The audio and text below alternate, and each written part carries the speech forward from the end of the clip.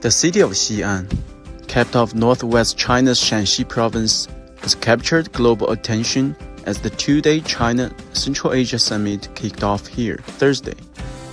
3 Central Asian students studying in Xi'an shared their experiences of living in this ancient city. 我叫达尼斯，来自土库曼尼斯坦。我刚来西安尝了肉夹馍，也特别好吃。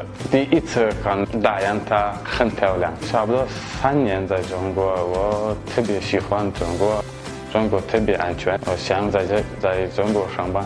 我叫穆哈马，来自塔吉克斯坦，现在就读于西北大学。西安文化比较丰富，有很多美食，比如泡馍，非常好吃，我特别喜欢。西安的朋友们教我一句话：不吃那个泡馍，算是没有来到西安。我叫晶晶，来自吉尔吉斯斯坦，在西北大学一名大3的本科生。西安去过大明宫、五大当铺、不夜城，吃那个肉夹馍。我觉得很好吃，最深刻的那个中国的印象是那个兵马俑，每个人的脸都是不一样的嘛。然后买了那个小小的那个兵马俑，我想带过去我的国家，我送给我的那个历史的老师。